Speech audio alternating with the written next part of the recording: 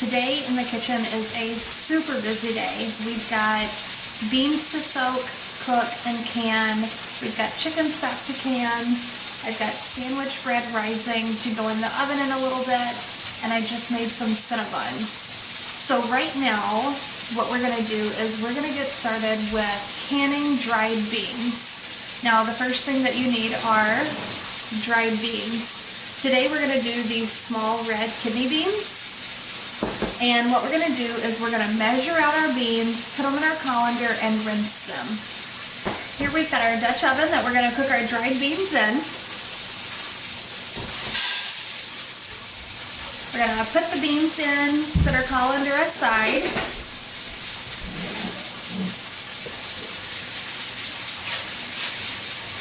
And then we're just going to fill this Dutch oven up with water. We're going to cover these beans probably by about 3 inches or so. There's a lot of beans in here. We want to make sure they have enough water to cook.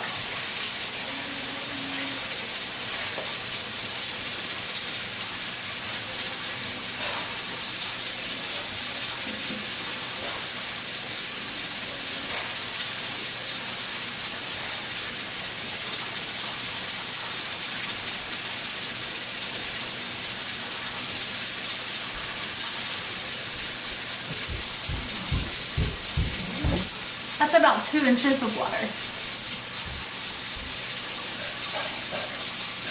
Any beans that are floating, we're just going to remove.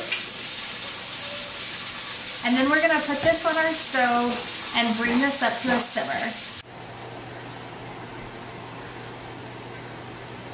We can see that our beans are starting to come up to a simmer. They're starting to get a little bit more plump, but they're still pretty wrinkly. So we're going to give these probably about another hour. They're going to thicken up a little bit more and their skins are going to become smooth. And that's when we'll know that we can stop the cooking process and place them in our jars. Alright, you can see that our beans are nice and plump. There are no more wrinkly spots on them. So they're nice and plump, but they're not fully cooked. So I'm going to put the lid on these until I can get my jars ready, and then we will begin filling the jars with the beans, the salt, and then our warm water. So at this point we're going to let our plastic lids and our gaskets simmer for about 5 to 10 minutes. We just want to warm them and soften the gaskets so that they mold to the jars a little bit easier. So we're starting with our sterilized jars. We have our beans that have been par cooked. We've got water and we've got our salt that we're going to put in our jars.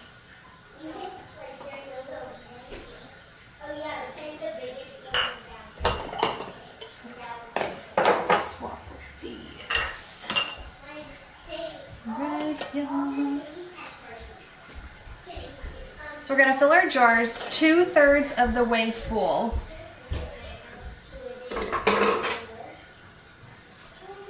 And we're going to use our metal slotted spoon to remove any of the liquid that was left during cooking.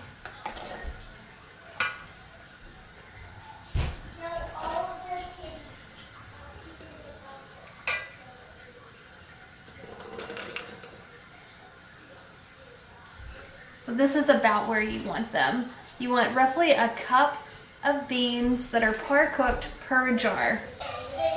So we've got our jars filled with our beans. Next we're going to go through and add 1/2 teaspoon of sea salt per jar. And next we're going to fill these up with our water. We're going to fill these to the 1-inch headspace line, which is that bottom line right there. Next we're going to use a knife and we're going to go around the jar and remove any air bubbles. So from here we're going to take our paper towel, and we've also got vinegar here. And what we're going to do is we're going to wipe the rims of our jars just to make sure that we don't have any oil or fat or residue on the lids, on the lip of the lid, on the top of the jar. That way we can get a good seal in our pressure canner. Any remaining fat residue will cause your jars not to seal, so this vinegar is what's going to eliminate that issue. So here we've got our lids that have been simmering for the last 10-15 minutes or so. So what we're going to do now is we're going to take our gaskets out, place them on our jars.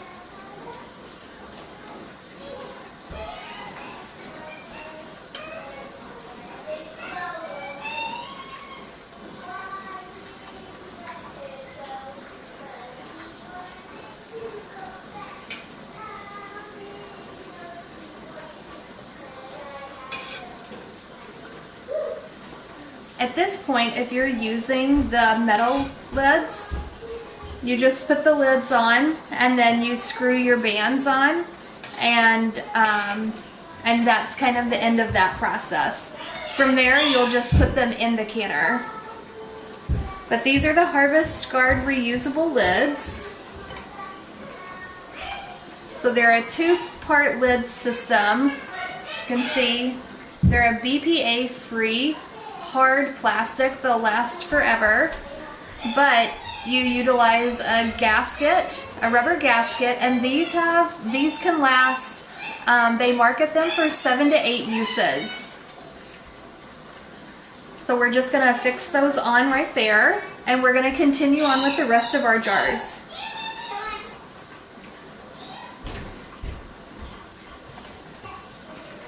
Now if you do use the metal lids, they have this really cool magnetic jar lifter that you can use so that you don't burn your fingers. But with these, there is no such tool, so it's kind of a roulette that you play in burning your fingers with the hot water. So,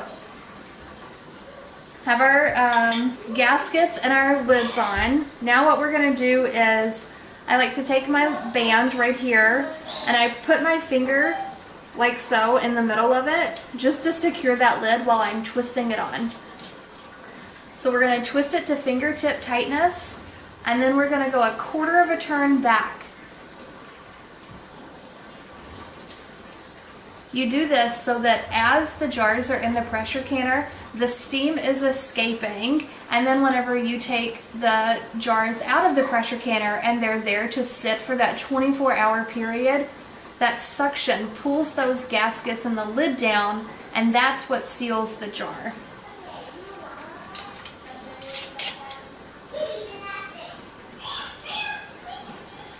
Now these are a bit of an investment, but whenever you get 7 to 8 uses out of one gasket, and that's just the way that they market them, you can use them until dry rot forms, basically.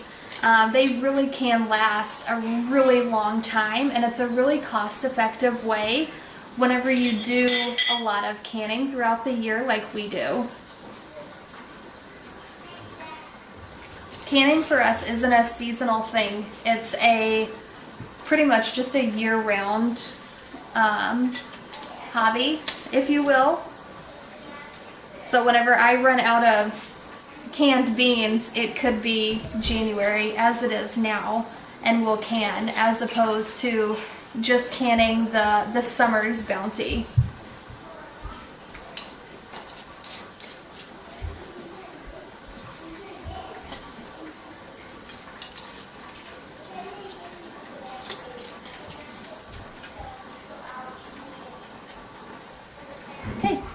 We've got our lids on, our bands are on, and now we're just going to put these in our canner. So our canner is coming up to pressure, and here you can see the steam coming out of that center steam vent right there. In a second I'm going to put it on a time lapse. This process takes about 5 to 10 minutes, but what you're looking for is a steady stream of steam coming out of that steam vent. And at that point, once we've got a steady stream of steam coming out, this vent lock on the back side here will pop up, and then that's when our pressure gauge right here, this is our pressure weight, this is when this will go on. You can see that the vent lock in the back is starting to jiggle. And this is just how I've canned and taught myself to learn for these cues. But I have found that once that vent lock goes up and this is streaming a steady stream, at that point, that's when I put my pressure gauge on.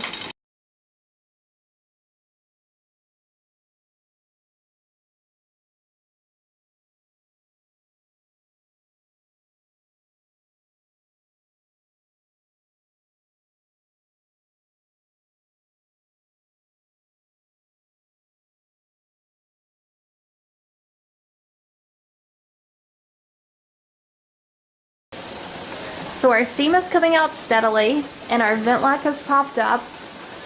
Now, in the manual, this will tell you that the steam needs to escape for 10 minutes. And maybe that is the case. This is the way that I've always done it. So once that vent lock goes up, I stick my pressure gauge on. Our temperature is still at a medium-high heat. Once this pressure gauge starts to jiggle, at that point I will turn the heat down, that way we can get a steady jiggle with our pressure gauge, and I will start my timer.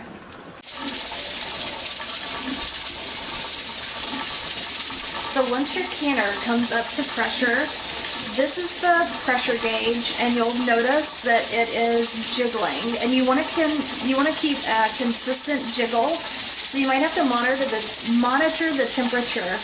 Right now I've got mine set at medium low, and with the dried beans, they take 75 minutes per pint, so you'll want to be able to keep this at a steady jiggle.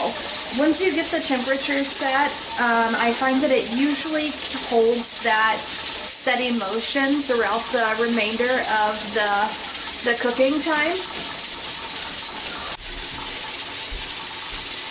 Alright, our timer has gone off, so we're going to turn our timer off. And we're also going to turn our burner off, and this will start the depressurization process of our beans that are in the pressure canner.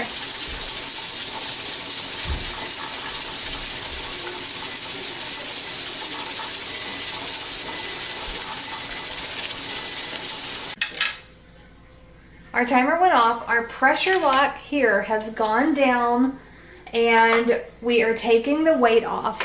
Now the canner has sat here for about 20 minutes undisturbed. Let's kind of let the pressure come down and the jars to settle a little bit before we remove them out of the pressure canner and put them to where they're going to sit on a counter undisturbed for 24 hours.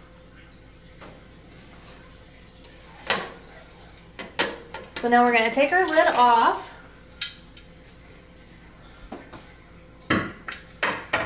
And set it to the side.